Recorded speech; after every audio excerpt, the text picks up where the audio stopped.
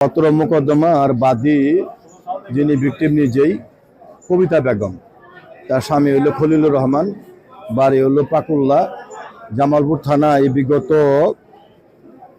19/7/23 তারিখে অভিযোগ দায়ের করেন যে 20/7/23 তারিখ অভিযোগ দায়ের করেন যে আসামি মনসুর, ফারুক, ফেরদৌস 3 জন এবং জাহিদ নামে আরেকজন আছে। এই 4 জন ওই যে ডিমের আড়তে টাকা তুলতে গিয়েছিল রাতে 9:30টার সময়। তখন আসামিরা তার স্বামীকে গাছের গুলির সাথে বাঁধে রাখে।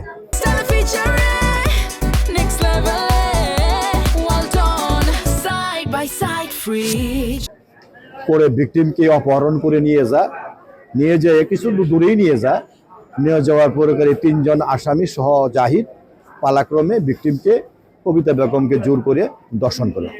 পরে কবিতা বেগম নিজেই জামালপুর থানায় মোকদ্দমা দায়ের করে, মোকদ্দমার নাম্বার জামালপুর থানা মামলা নম্বর 57/20/2023 আর জিআর মোকদ্দমার নম্বর 615/23 দায়ের করার পরে তদন্তকারী কর্মকর্তা এই মোকদ্দমায় তদন্তে প্রাথমিক সত্যতা পাওয়ায় বিজ্ঞ আদালতে বিচারের জন্য চার্জশিট দাখিল করে।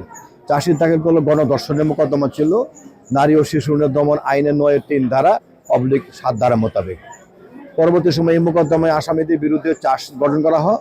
আসামিরা সারা জামিনে ছিল এবং উপস্থিতি ছিল। গতকাল আমরা এই মোকদ্দমায় আসামির আইনজীবীর উপস্থিতিতে আর্গুমেন্ট করি, কিন্তু আসামি গতকাল পলাতক হয়। আজকে এই মোকদ্দমাটা রায়ের জন্য দিন ধার্য ছিল। বিজ্ঞ আদালত জনাব মোহাম্মদ আব্দুর রহিম সাহেব মোকদ্দমার সাক্ষী প্রমাণে সাব্যস্ত হওয়ায় এই মোকদ্দমায় আসামি মনসুর, ফারুক এবং ফেরদৌসকে নারী ও শিশু দমন আইনের 7 ধারা মোতাবেক যাবজ্জীবনের কারাদণ্ডের আদেশ প্রদান করেন এবং আরও আদেশ প্রদান করেন যে নারী ও শিশু নির্যাতন আইনের দমনের 9-1 ধারায় ওই 3 জন আসামিকে 3 জন হলো মনসুর, ফারুক এবং ফেরদৌসকে মৃত্যুদণ্ডের আদেশ প্রদান করেন।